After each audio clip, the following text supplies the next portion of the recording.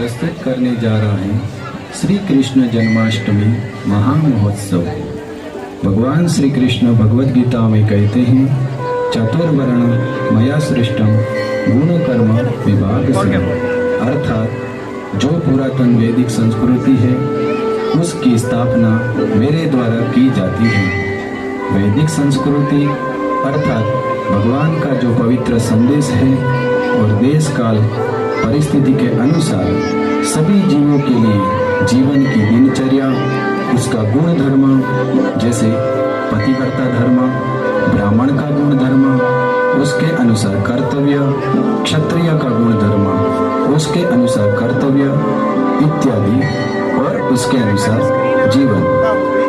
भारतवर्ष अध्यात्म की भूमि है। वैदिक संस्कृति अर्थात अध्यात्म दोनों एक दूसरे के पूरक हैं। जैसे कि भारत भूमि में बहुत सारे पर्वतों, नदियों, मंदिरों, साधु संतों, गुरुकुल, माता पिता तथा गुरु का आदर करना, धर्म का पालन करना, यह सब वैदिक संस्कृति के अंतर्गत आते हैं। दूसरा, वैदिक संस्कृति में धर्म के नियम के अनुसार जीवन और उसमें सदाचार तथा जीवन की वास्तविक समस्या के निवारण हेतु जिज्ञासा करना तथा गुण धर्म के अनुसार पालन करके जन्म, मृत्यु, वृद्धावस्था और बीमारी जैसे दुखों से हमेशा के लिए निवारण करके जीव की वास्तविक स्थिति जो भगवान के धाम में सदा नित्य भगवान की सेवा में रत होना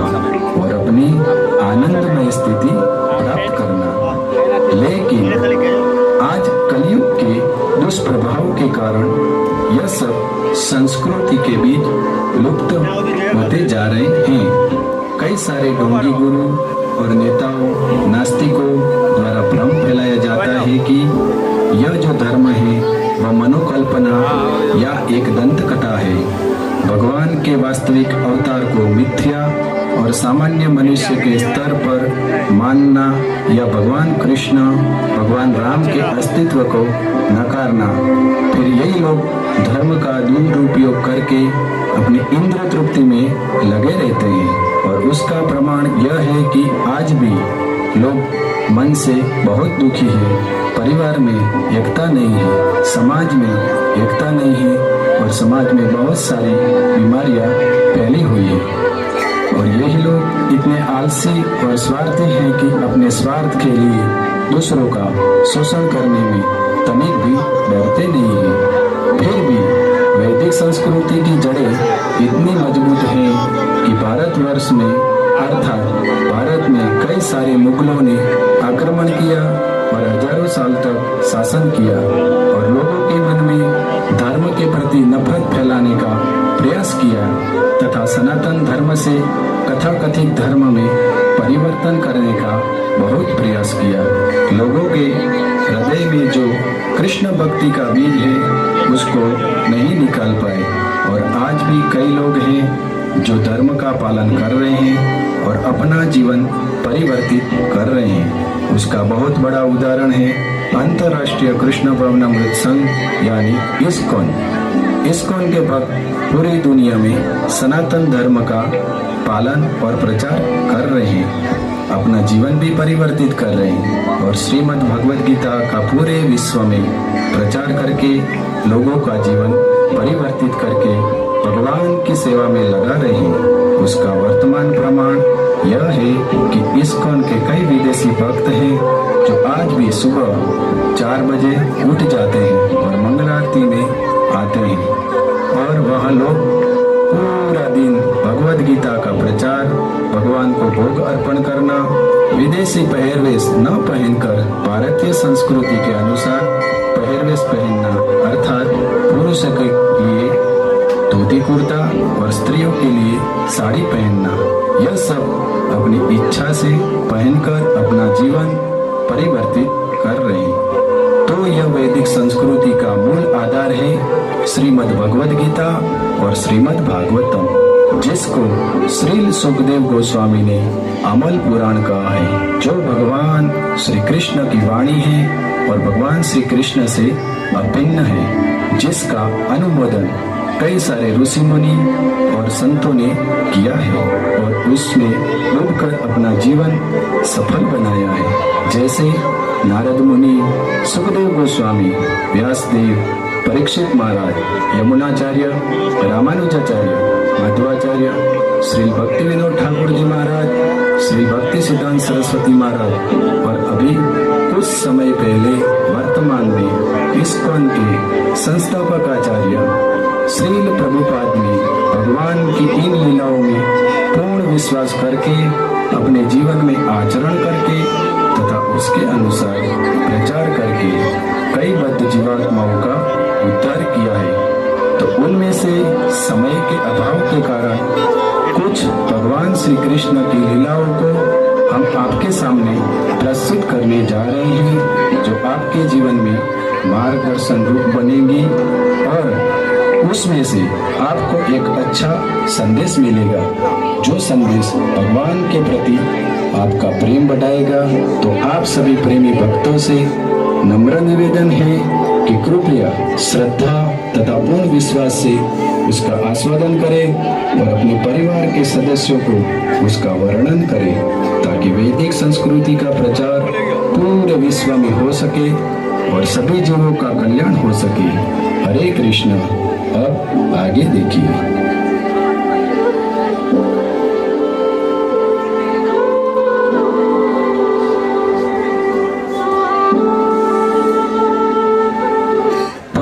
और नास्तिक एक दूसरे को रास्ते में मिलते हैं। हरे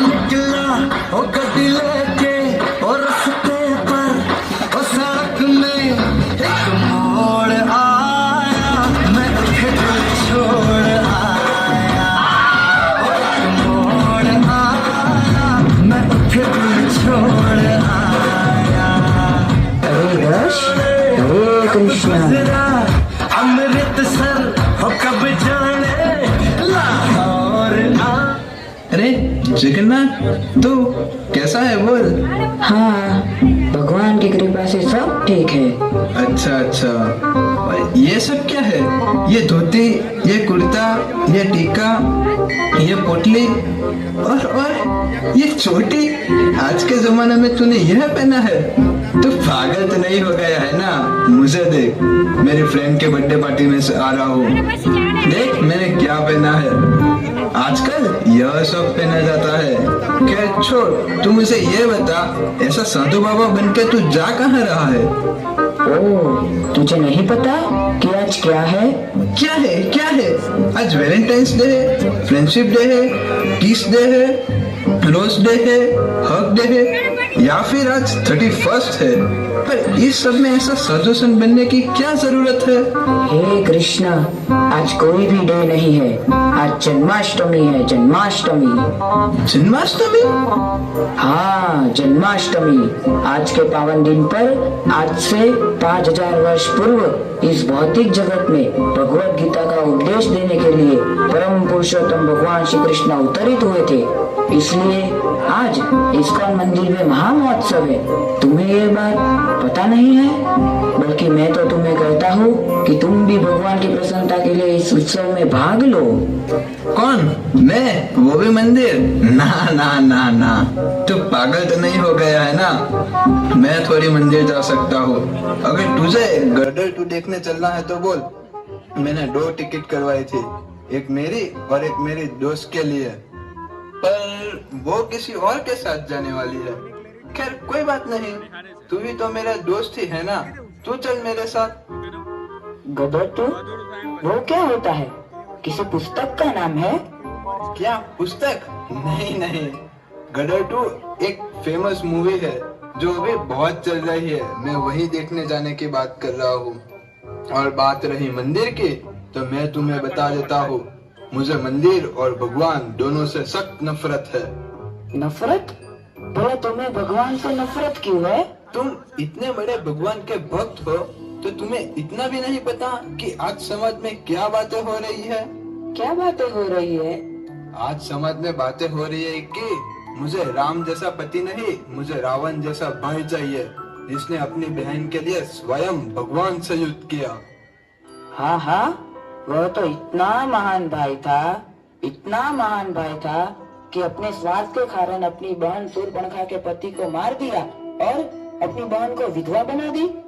जब शूर्पणखा ने अपना बदला लेने के लिए राम द्वारा खरदूषण की मौत की खबर जब रावण को दी, तब भी रावण तैयार नहीं हुआ। और फिर बाद में शूर्पणखा ने रावण को माता सीता की लालच दी, तब वह तैयार हुआ, क्योंकि वह जानती थी कि रावण वासनाओं से भरा हुआ था और वह शूर्पणखा के कहने पर माता सीता को भोगने के सपने देखने लगा और उसकी जाल में फंस गया। हाँ चल, वो तो ठीक है, पर रावण स्त्रियों का इतना आदर करता था, इतना आदर करता था कि उसने माता सीता को स्पर्श भी नहीं किया। उसका क्या? सही बात है।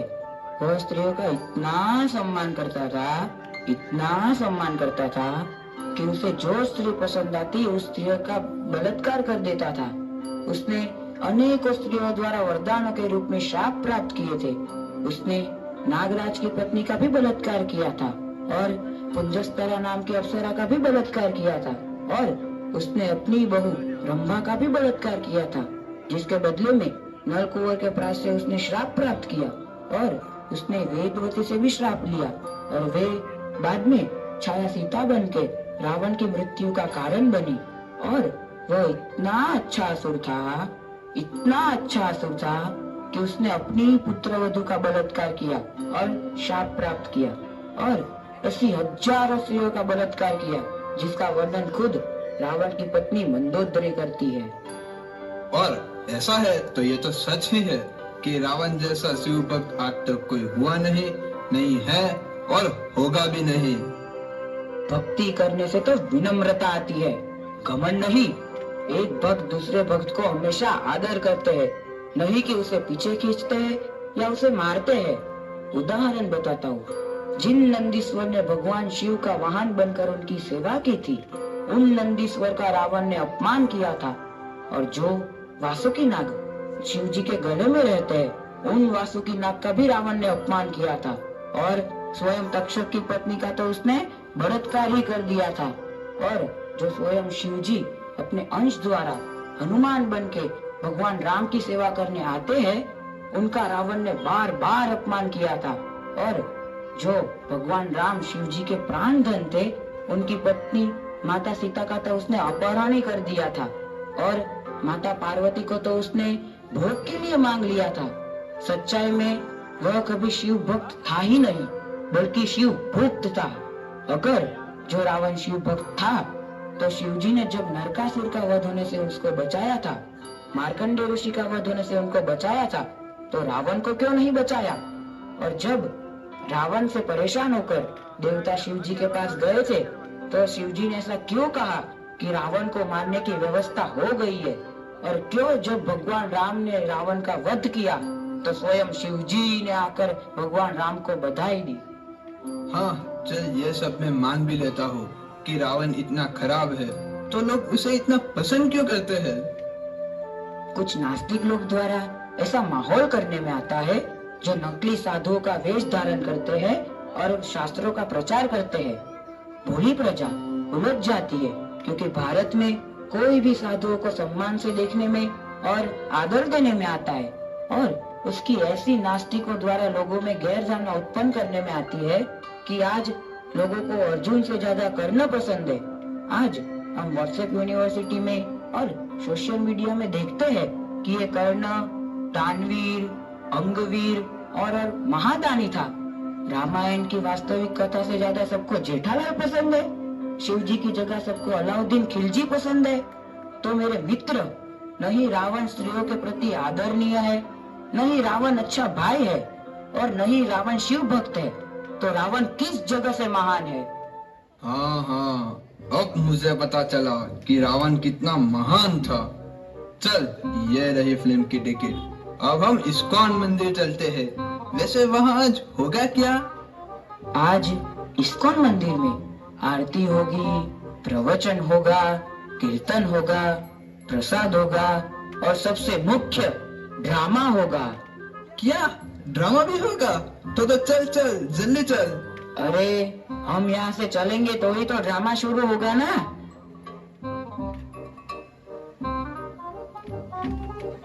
श्रीमद् भागवतम के 10वें स्कंद में भगवान श्री कृष्ण की उन लीलाओं का वर्णन है जो सामान्य मनुष्य को भ्रमित या विचलित कर सकती है। भगवान श्री कृष्ण पूर्ण पुरुषोत्तम परमेश्वर है। ब्रह्मा जी इस ब्रह्मांड के प्रथम जीव हैं। इनका आविर्भाव स्वयं भगवान श्री विष्णु के नाभि कमल में से हुआ है। वह भगवान की स्तुति करते हैं कि परम ईश्वर भगवान श्री कृष्ण है। उनका रूप सच्चिदानंद है। वे सभी कारणों के कारण तथा आदि भगवान हैं। भगवान श्री कृष्ण की उन लीलाओं को देखकर स्वयं ब्रह्मा जी तथा बड़े बड़े देवताओं ऋषि मुनियों भी मोहित हो जाते हैं, तो साधारण मनुष्य की बात ही क्या करना। इसलिए भगवान की इन लीलाओं को एक अधिकृत गुरु के माध्यम से समझना चाहिए, न ही कोई काल्पनिक या नास्तिक व्यक्ति से। पहले हमको भगवान की परिभाषा समझनी चाहिए। गुरु परंपरा से हमको संदेश मिलता है कि भगवान की लीला इस जगत से परे आध्यात्मिक जगत अर्थात दिव्य स्तर पर है। इसलिए भगवान की कोई भी रास लीला या भगवान की 16,108 रानियों के साथ विवाह करना इत्यादि लीलाओं को गुरु शिष्य परंपरा से सुनना चाहिए। भगवान की यह लीला साधक भक्तों के लिए नहीं अपितु सिद्ध भक्तों तथा परमहंसों के लिए है, तथा हमें अनेक मार्गदर्शन में यह समझना चाहिए। भगवान विभु है और हम अणु है। भगवान सर्वशक्तिमान है और हमारी शक्ति सीमित है। इसलिए हमें भगवान का अनुकरण नहीं करना चाहिए, अपितु जो भगवान ने संदेश दिया है उनका अनुसरण करना चाहिए। परमात्मा रूप में भगवान सभी जीवों के हृदय में निवास करते हैं। भगवान श्री कृष्ण ने जब रास लीला की तब उनकी आयु मात्र 8 साल की थी। भगवान हमें बताते हैं कि वे कैसे परम वैरागी हैं। यह बताने के लिए भगवान ने रास लीला की है, तथा जीवों को आकर्षित करने के लिए भगवान ऐसी लीलाएं करते हैं। हमें प्रश्न हो सकता है कि यह सब गोपियां कौन है। वैदिक शास्त्रों तथा श्रीमद् भागवतम में वर्णन है कि गोपियां भगवान की अंतरंग शक्ति है। उनमें कोई ऋषिचारी गोपियां है, अर्थात भगवान ने श्री राम अवतार में अपने भक्तों को वचन दिया था। इन अवतार में सभी ऋषि मुनि गोपियां बनकर भगवान की लीलाओं में सहायता की, जिसको ऋषिचारी गोपी कहते हैं। दूसरा श्रुतिचारी गोपी, जो बड़े बड़े वेद और श्रुति और उपनिषद है। वह स्वयं व्यक्ति रूप है और वह भगवान की लीला में भगवान का आनंद वर्धन करने के लिए श्रुतिचारी और उपनिषद स्वयं भगवान की लीलाओं में गोपी बनकर भगवान का आनंद वर्धन करने के लिए गोपियों के रूप में आती है। एक है साधन सिद्ध गोपी, जिसमें किसी भी तरह की काम वासना नहीं होती, जो भगवान के भक्त हैं, जैसे परीक्षित महाराज, ध्रुव महाराज, प्रहलाद महाराज। उन भक्तों में तनिक भी लेश मात्र काम वासना नहीं है, क्योंकि वे भगवान की आराधना करके परम शुद्ध स्तर पर है। ठीक उसी तरह वह गोपियां जो साधन सिद्ध है, उनमें भी तनिक भी लेश मात्र काम वासना नहीं है और वह शुद्ध आत्मा के स्तर पर है। वह कोई शरीर की आसक्ति के स्तर पर नहीं है। तो आप सभी भक्तों को विनंती है कि आपके सामने हम जो भगवान की कुछ लीला है वह प्रस्तुत करने जा रहे हैं, तो इससे पहले आप इस ज्ञान से अवगत हो कि भगवान की लीलाएं भी परम शुद्ध स्तर पर है और उनमें कोई दोष ग्रहण न करे, अपितु भगवान कैसे करुणावान है और कैसे अपने भक्तों पर करुणा करते हैं, वह सार ग्रहण करे और अपना जीवन धन्य करे। अब आगे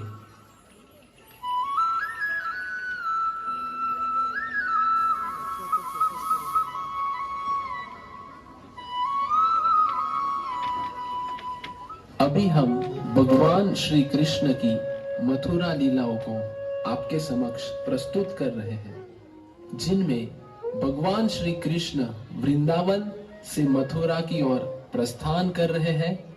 भगवान श्री कृष्ण रथ से उतरते हैं और अक्रूर जी से कहते हैं कि अक्रूर जी, आपने हमारी खूब सेवा की है, अब आप निश्चिंत होकर घर जा सकते हैं, क्योंकि हम थोड़ी ही देर में अपने साथियों के साथ मथुरा में प्रवेश करेंगे।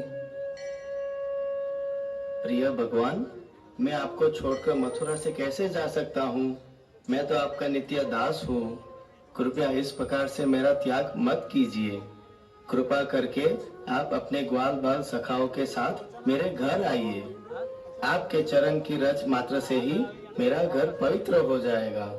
आपके पाद पद्मों से निकला श्वेत जल गंगा के नाम से प्रसिद्ध है। वह अग्नि व पितरों सहित समस्त देवताओं को पावन कर देता है और बलि महाराज आपके पाद पद्मों प्राप्त करके ही सुप्रसिद्ध हुए हैं। तो कृपया अपने भक्त की विनती को स्वीकार करें। अक्रूर जी, यदुवंश से द्वेष रखने वाले सभी असुरों का वध करके पश्चात अवश्य ही मैं आपके ज्येष्ठ भ्राता श्री बलराम जी के साथ अपने घर आऊंगा और अपने सभी संबंधियों को प्रसन्न करूंगा। इसलिए कृपया मुझे अपने कार्यों से बंधित मत कीजिए और निश्चिंत होकर घर जाइए। श्री भगवान के इन वचनों को सुनकर अक्रूर जी बेहद निराश हो गए, किंतु वे भगवान की आज्ञा का उल्लंघन नहीं कर सके। अतएव उन्होंने मथुरा में प्रवेश किया और कंस को श्री कृष्ण के आगमन की जानकारी देकर अपने घर चले गए।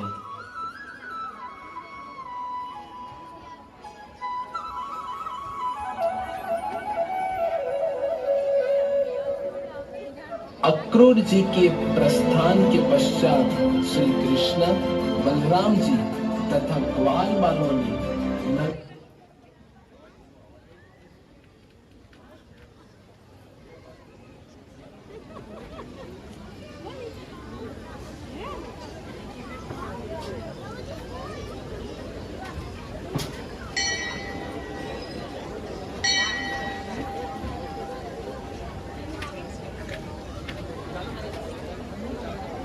कर दर्शन हेतु मथुरा में प्रवेश किया। उन्होंने देखा कि मथुरा का प्रवेश द्वार बहुत विशाल है। उन्होंने देखा कि चारों ओर उपवन है और प्रत्येक स्थान पर शांति है। उन्होंने देखा कि प्रत्येक घर एक जैसे बनाए गए हैं और नगर के भीतर चलते हुए दीपकों से सुशोभित आकार प्रकार के पुष्प द्वारों की शोभा बढ़ा रहे थे। अब श्री कृष्ण, बलराम जी तथा ग्वाल बालों की मथुरा में उपस्थिति का समाचार फैला तो सभी नागरिक वहां एकत्रित हो गए। वे भगवान का धूमधाम से स्वागत करने लगे। मथुरा की नारियां एवं कन्याएं उनके दर्शनार्थ तत्काल घरों की छत पर चढ़ गए।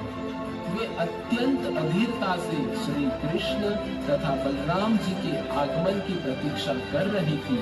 श्री लक्ष्मी के पति भगवान श्री कृष्ण उन बाजार में गजराज के भांति चल रहे थे।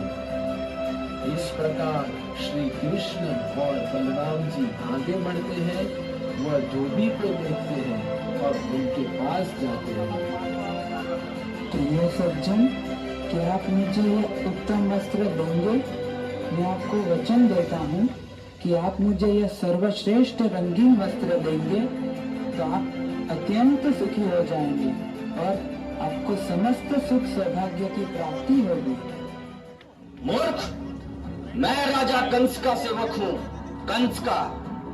तुम इस प्रकार राजा के निमित्त रखे हुए वस्त्रों की मांग कैसे कर सकते हो? अरे मूर्ख बालको, भविष्य में राजा की संपत्ति को मांगने का दुस्साहस कभी मत करना, अन्यथा राजकीय कर्मचारी तुम्हें दंड देंगे। वे तुम्हें बंदी बनाकर दंडित करेंगे और तुम कठिनाइयों में पड़ जाओगे। जो कोई भी अनाधिकृत रूप से राजा की संपत्ति को उपभोग करना चाहता है, उसे अत्यंत कठोर दंड मिलता है। मूर्ख बालको,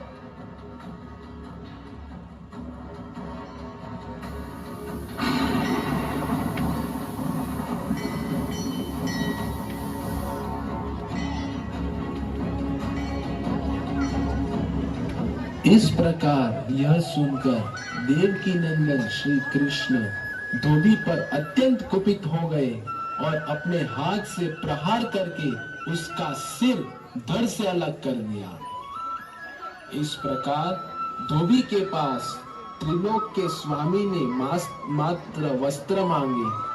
श्री कृष्ण कोई भिक्षुक नहीं थे और न ही उन्हें कोई वस्त्रों की आवश्यकता थी, किंतु इन याचनाओं द्वारा उन्होंने समझाया कि भगवान श्री कृष्ण को प्रिय लगने वाली वस्तु उन्हें देने में सभी को तत्पर रहना चाहिए। परंतु दुर्भाग्य से धोबी कंस का सेवक था और उसने एक कंस के भय से समग्र सृष्टि के पालनहार को मात्र वस्त्र देने से मना कर दिया और अपनी मृत्यु के पात्र हो गया।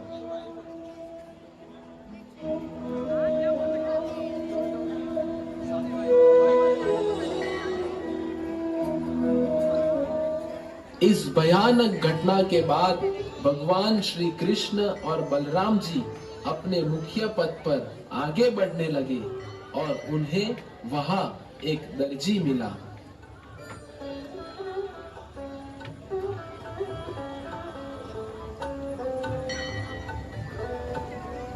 हे मेरे प्रिय प्रभु, मैं आपका नित्य दास हूँ। आप यहाँ पधारे हैं, इसलिए मुझे आपकी सेवा का अवसर दीजिए। मैं आपको कुछ उत्तम वस्त्र देना चाहता हूँ, तो आप कृपया उन्हें ग्रहण करें।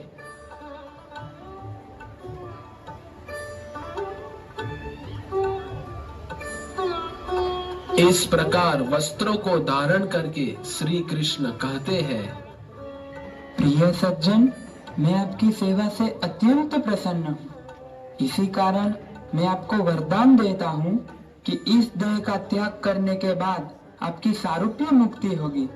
इसका अर्थ है कि देह का त्याग करके आप मुक्त हो जाओगे और वैकुंठ लोक में ठीक चतुर्भुज विष्णु जैसा शरीर प्राप्त करोगे। इसके उपरांत मैं आपको यह भी वर देता हूँ कि जब तक आप जीवित रहोगे तब तक आप इंद्रिय तृप्ति का आनंद उठाने का योग्य पर्याप्त वैभव कमा सकोगे।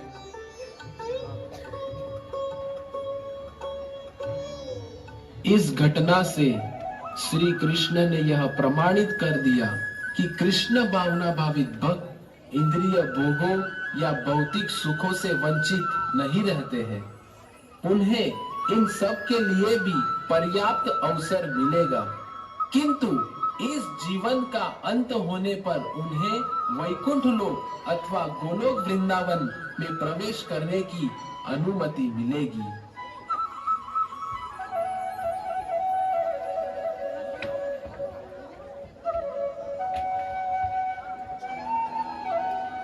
उत्तम वस्त्र धारण करने के बाद भगवान श्री कृष्ण एवं बलराम जी सुदामा नामक एक माली के पास गए।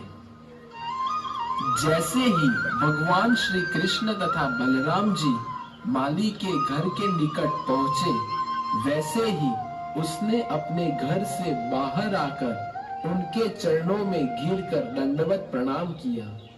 उसने भगवान श्री कृष्ण एवं बलराम जी को उत्तम आसन दिया। अरे सुनो तो, जरा वहाँ से चंदन और पुष्प लेके आओ ना।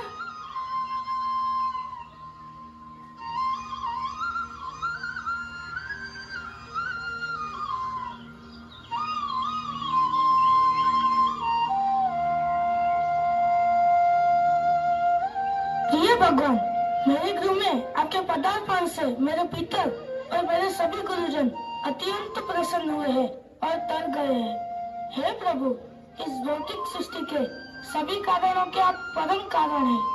प्रिय भगवान, क्योंकि मैं आपका नित्य दास हूँ, अतः मैं आपसे प्रार्थना करता हूँ कि आप मुझे अपनी सेवा का अवसर दीजिए। यदि आपने मुझे यह अवसर दिया तो यह आपकी मुझ पर बहुत बड़ी कृपा होगी।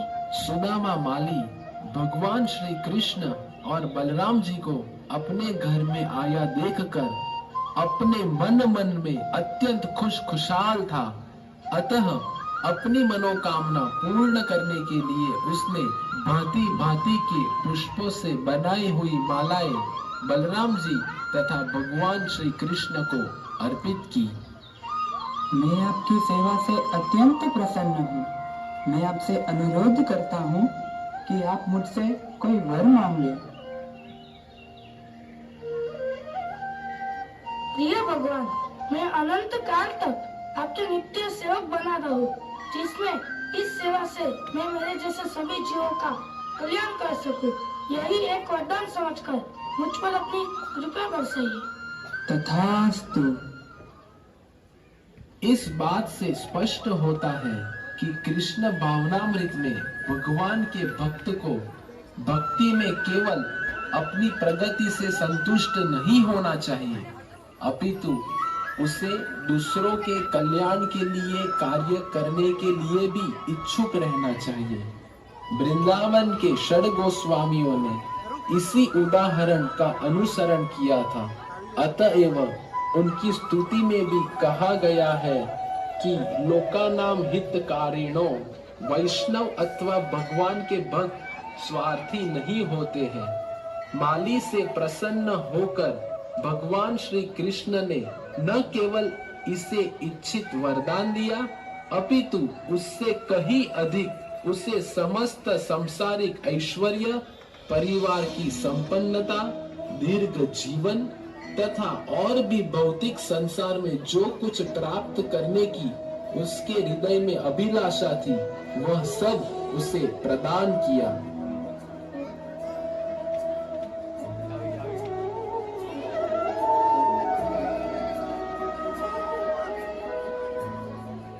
माली के गृह से प्रस्थान करने पर भगवान श्री कृष्ण तथा बलराम जी ने कुबड़ी युवती कुब्जा को देखा। वह हाथ में चंदन का लेप लेकर एक रास्ते से जा रही थी। हे तमलंगी, तुम यह अपने हाथ में चंदन का लेप किसके लिए लेके जा रही हो? मेरा विचार है कि तुम यह चंदन मुझे अर्पित कर दो। यदि तुम ऐसा करोगी तो अति सौभाग्यशाली बनोगी। प्रिय श्याम सुंदर, हे कन्हैया, संभवतः आपको पता होगा कि मैं कंस के यहाँ दासी का कार्य करती हूँ। मैं तो प्रतिदिन उसके लिए चंदन का लेप लेके जाती हूँ। हाँ, और वह इस उत्तम वस्तु से प्रसन्न भी है। किंतु अब मुझे ज्ञात हो गया है कि आप दोनों भाइयों से श्रेष्ठ और कोई नहीं है जिसे यह चंदन का लेप अर्पित किया जाए। भगवान श्री कृष्ण तथा बलराम जी के मनोहर मुख, उनके वार्तालाप, उनके मंद हास्य तथा उनकी चितवन आदि पर मुग्ध होकर कुब्जा संतुष्टि एवं भक्ति से चंदन का लेप करने लगी। उनका वर्ण अत्यंत मनोहर रूप से सुशोभित हो गया। उनके शरीर पहले से ही आकर्षित थे, परंतु कुब्जा का उन पे लेप लगाते ही वे अधिक सुंदर लगने लगे। दूसरे शब्दों में, भगवान को आकृष्ट करने के लिए कृष्ण भावना भावित भक्त में उनकी सेवा करनी पड़ती है। उनके प्रति दिव्य प्रेममयी सेवा को अतिरिक्त श्री कृष्ण को प्रसन्न करने का और कोई मार्ग नहीं है। इस प्रकार विचार करते हुए कुब्जा की सेवा से अति प्रसन्न होकर भगवान श्री कृष्ण ने कुब्जा के पैरों पर अपना पैर रखकर दबा दिया तथा उसके गालों को अपने हाथों से पकड़कर उसे सीधा करने के लिए एक झटका दे दिया। तत्काल ही कुब्जा विस्तृत नितंबों, क्षीण कोटि तथा सुंदर मुख वाली कन्या बन गई।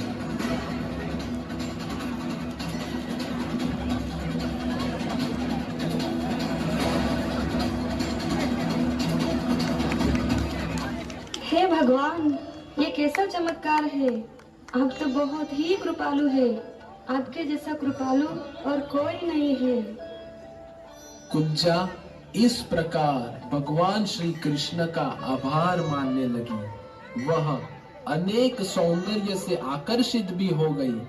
वह बिना हिचक के भगवान श्री कृष्ण के वस्त्र का पिछला डोर पकड़कर खड़ी हो गई।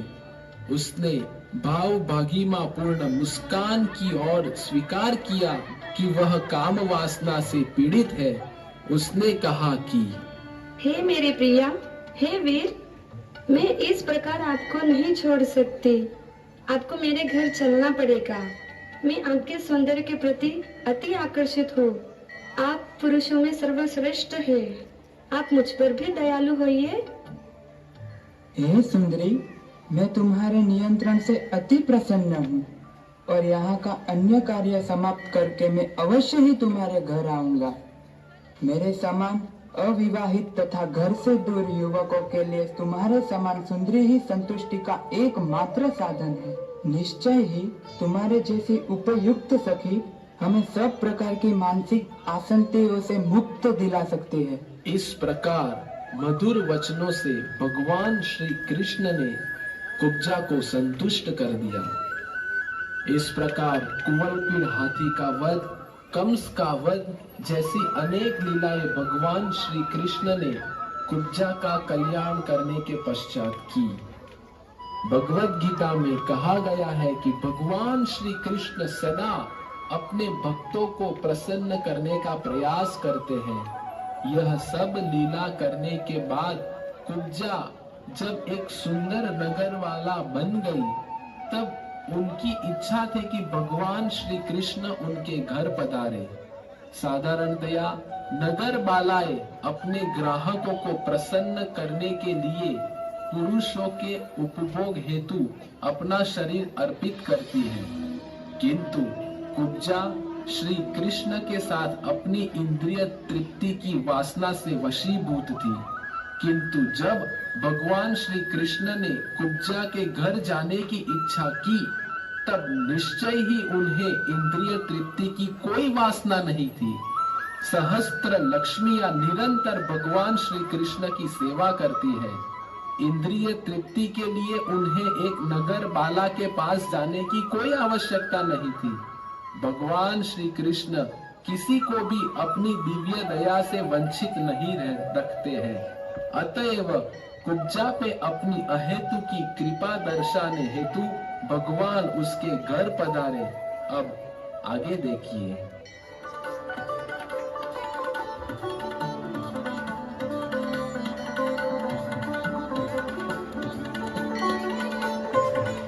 अहो भाग्य, हे मेरे भगवान, हे मेरे प्रिय सखा, आप परम कृपालु हैं, जो मुझ अभागिनी के घर पधारे।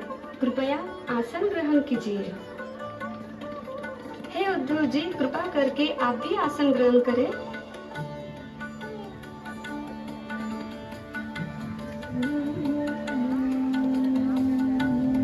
हे प्रिय सखा, कृपा करके मेरे शयन कक्ष में पधारे। इसी बीच कुब्जा ने स्नान करके अपने शरीर पर चंदन का लेप लगा दिया एवं उत्तम वस्त्र, मूल्यवान आभूषण तथा पुष्प मालाएं धारण की। पान तथा अन्य नशीली वस्तु चबाते हुए तथा अपने ऊपर सुगंध छिड़कते हुए भगवान श्री कृष्ण के समक्ष आई। माधव नाम से प्रसिद्ध श्री लक्ष्मीपति श्री कृष्ण के समक्ष वह अत्यंत शिष्टता से खड़ी हो गई। उसका स्वभाव स्त्री सुलभ लज्जा से पूर्ण था। अब आगे।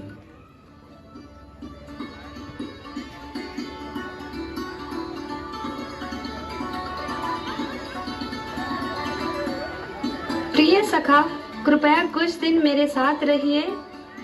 हे मेरे कमल नयन सखा, कुछ दिन मेरे साथ रहिए और आनंद भोग कीजिए। मैं आपको तत्काल नहीं छोड़ सकती हूँ, कृपया मेरी प्रार्थना स्वीकार कीजिए।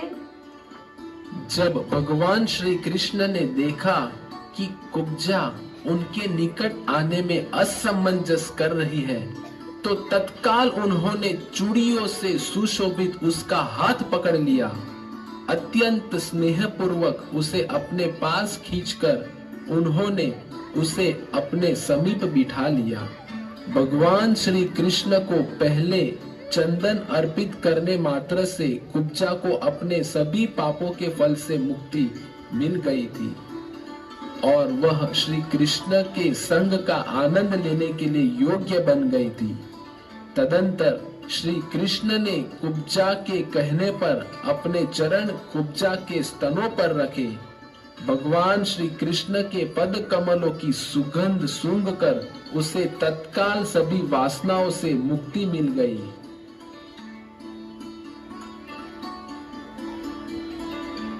हे सुंदरी, तुम्हारे साथ कुछ दिन रहना मेरे लिए संभव नहीं है। इस भूलोक पे ये मेरी प्रकट लीला चल रही है। धर्म संस्थापना के हेतु और अपने भक्तों को आनंद प्रदान करने हेतु मुझे और भी कुछ कार्य करने बाकी है। अगर तुम अनन्य भाव से मेरी भक्ति में लीन रहोगी, अनंत काल तक मेरे धाम में मेरे साथ वास कर सकोगी। तुम्हारा कल्याण हो। इस प्रकार मधुर शब्दों से कुब्जा को संतुष्ट करने के उपरांत भगवान श्री कृष्ण उद्धव सहित अपने घर प्रस्थान किया। अमल पुराण श्रीमद् भागवतम में चेतावनी दी गई है कि भगवान श्री कृष्ण की उपासना सरल नहीं है, क्योंकि विष्णु तत्व में वे परम भगवान हैं। विशेष रूप से उन लोगों के लिए चेतावनी है जो माधुर्य प्रेम के माध्यम से भगवान श्री कृष्ण के प्रति आकर्षित होते हैं। भगवान श्री कृष्ण से प्रत्येक संबंध के द्वारा इंद्रिय तृप्ति की कामना करना अनेक के लिए हितकर नहीं है। वास्तव में इंद्रिय तृप्ति की क्रियाएं भौतिक है। आध्यात्मिक जगत में जो भी क्रियाएं होती हैं, वह शुद्ध सत्व गुण के स्तर पर होती हैं। इसलिए इन लीलाओं का गुणगान उन परम हंसों द्वारा किया जाता है जिनमें लेश मात्र भी काम वासना नहीं है। इसीलिए भगवान की इन लीलाओं को सहज नहीं समझना चाहिए, किंतु एक प्रामाणिक गुरु के मार्गदर्शन में समझना चाहिए। तत्पश्चात भगवान श्री कृष्ण ने अपने परम भक्त अक्रूर जी के घर जाने का निर्णय लिया। भगवान श्री कृष्ण का और अक्रूर जी के स्वामी और सेवक का संबंध था और भगवान श्री कृष्ण अक्रूर जी से कुछ सेवा लेना चाहते थे। हे मेरे प्रिय भगवान, आपने मेरे घर आकर मुझ पर अति कृपा की है।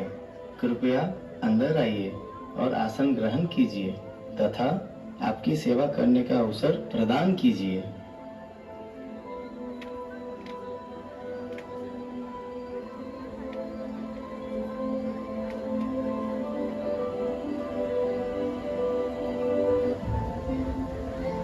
प्रिय भगवान कृष्ण तथा बलराम जी, यह आपकी अति कृपा है कि आपने कंस तथा उसके सहयोगियों का वध कर दिया है।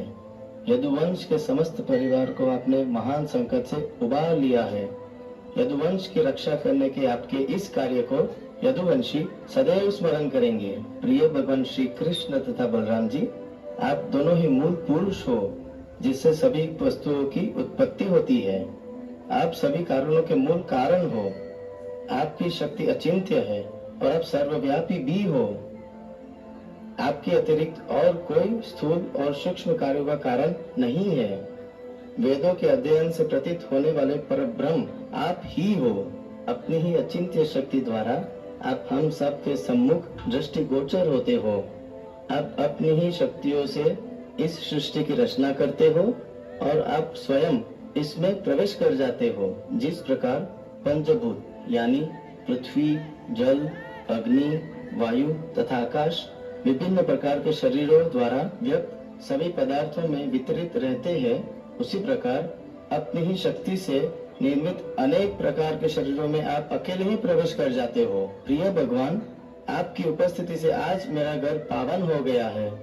मैं जगत का सर्वाधिक भाग्यशाली व्यक्ति हो गया हूँ। समस्त देवों, पितरों, जीवों, राजाओं तथा सम्राटों के पूज्य श्री भगवान, जो कि सबके परमात्मा है, मेरे घर पधारे हैं।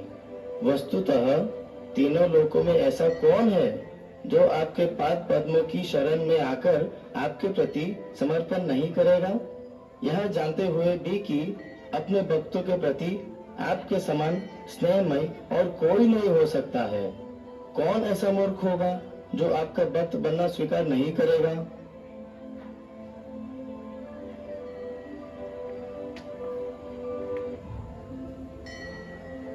प्रिय अक्रूर जी, आपकी विनम्रता के बावजूद मैं आपको अपने से श्रेष्ठ मानता हूँ। आप मेरे पिता, गुरु और सर्वाधिक हितैषी मित्र के स्तर के हैं। अतएव आप मेरे पूज्य हैं। आप मेरे चाचा हैं, अतः आप सदैव मेरा रक्षण करेंगे। मैं चाहता हूँ कि आप मेरा पालन करें, क्योंकि मैं भी आपकी संतानों में से एक ही हूँ ना।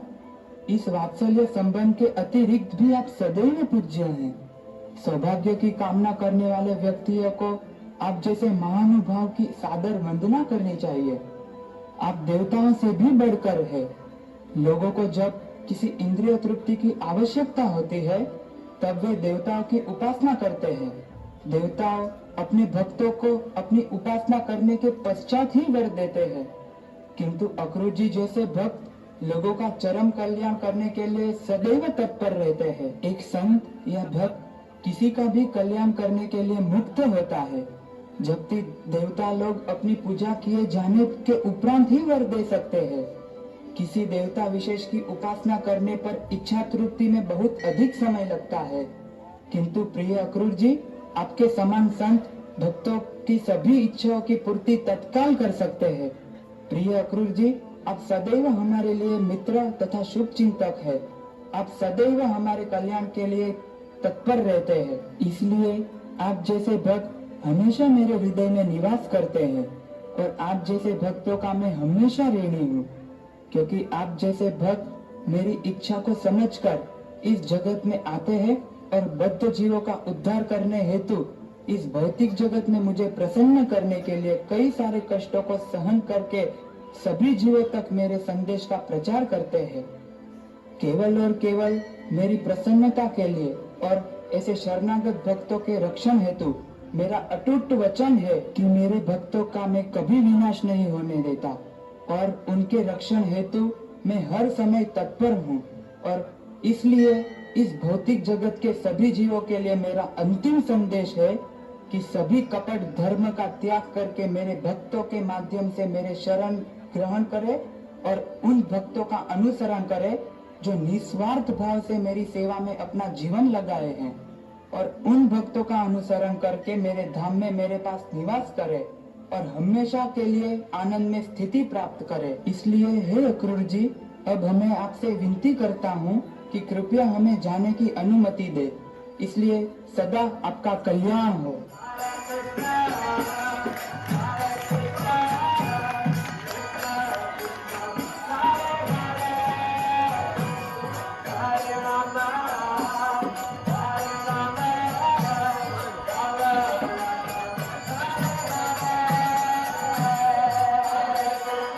अरे मेरे मित्र, कैसा रहा यहाँ का ड्रामा और यहाँ का आध्यात्मिक वातावरण? कृपया करके मुझे बता कि इससे तुझे कुछ समझ में आया? हे मेरे प्रिय मित्र, यहाँ का उत्सव और उत्सव की क्रियाएं और इस ड्रामा के माध्यम से मुझे एक ऐसा संदेशा मिला है जिसे मुझे अपने जीवन परिवर्तन करने का एक शुभ अवसर प्राप्त हुआ है। मुझे ज्ञान हुआ है कि धर्म और भगवान के बारे में समाज में जो भी गैर धारणाएं चल रही है वह सब शंकाएं दूर हो गई है और वास्तविकता क्या है वह मुझे पता चल गया है। अब मैं अपने कीमती समय गवाए बिना भगवद गीता और भगवतम के अनुसार चल रहे भक्तों से मार्गदर्शन लेकर अपना जीवन भगवान की सेवा में लगाकर अपना जीवन को धन्य करूँगा। हे मेरे प्रिय मित्र, मुझे आज एक ऐसा संदेशा मिला है जिसका मैं हमेशा तुम्हारा ऋणी रहूँगा। कृपा करके मुझे बता कि मैं तेरे लिए क्या कर सकता हूँ। हाँ, एक चीज कर सकता है। एक दिन मेरा भी जीवन ऐसा ही था, किंतु भगवान की प्रेरणा से मेरा इस्कॉन के भक्तों के साथ संपर्क हुआ और मुझे जीवन के वास्तविक मूल्यों के बारे में पता चला। उनको मैंने गंभीरता से लिया और अपना जीवन परिवर्तन किया। फिर मैंने विचार किया कि मेरे जैसे कई बद्ध जीव इस संसार में भगवान से विमुख होकर दुख झेल रहे हैं, तो उन पर दया करने के लिए मैंने भगवान का संदेश प्रचार करने का प्रयास किया। मेरे मित्र, यह प्रयास तू भी कर सकता है। अपने मित्रों में, अपने परिवार में, अपने समाज में सभी को भगवत गीता का संदेश देकर उनका कल्याण कर सकता है। हाँ, मैं जरूर ऐसा ही करूँगा और इस भगवत गीता के संदेश के माध्यम से जीवों को भगवान की सेवा में जोड़ने का पूरा प्रयास करूँगा। और आप सभी भक्तों से भी निवेदन है, कृपा करके अपने जीवन के मूल्यों को समझे, धर्म को समझे, भगवान को समझे, यहाँ के भक्तों से मार्गदर्शन ले और भगवान से जुड़े और अमूल्य मनुष्य जीवन को धन्य करे। हरे कृष्ण।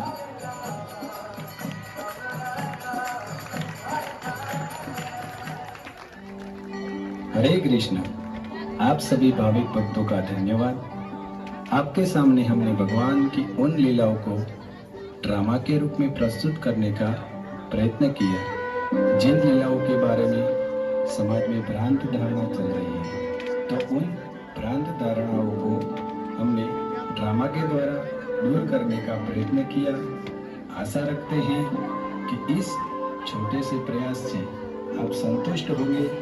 तो इसका पूरा श्रेय इस्कॉन के संस्थापक आचार्य ऐसे भक्तिवेदांत स्वामी श्रील प्रभुपाद जी को जाता है, जिन्होंने पूरे विश्व में श्रीमद् भगवद गीता और श्रीमद् भागवतम का प्रचार किया। आज भी इस्कॉन में कई लाखों भक्त हैं जो श्रीमद् भगवद गीता की शिक्षा का पालन करते हैं और पूरे विश्व में प्रचार करते हैं और वैदिक संस्कृति का पालन करके नई पीढ़ी को एक अच्छी संस्कृति देने का प्रयास करते हैं। आज श्रील प्रभुपाद जी के शिष्य इस हरे कृष्ण आंदोलन को चला रहे हैं और उनमें इस्कॉन के कई अनुयायी हैं जो साथ मिलकर प्रभुपाद जी के मार्गदर्शन में भगवद गीता और श्रीमद् भागवतम के प्रचार में लगे रहते हैं। तो आप सभी भक्तों से अनुरोध है कि कृपया इस आंदोलन से जुड़े और भगवद गीता की शिक्षा का पालन करें और अपने संबंधी एवं समाज में श्रीमद् भगवद गीता का प्रचार करें और इस पूरी पृथ्वी अर्थात सारे संसार के लोगों का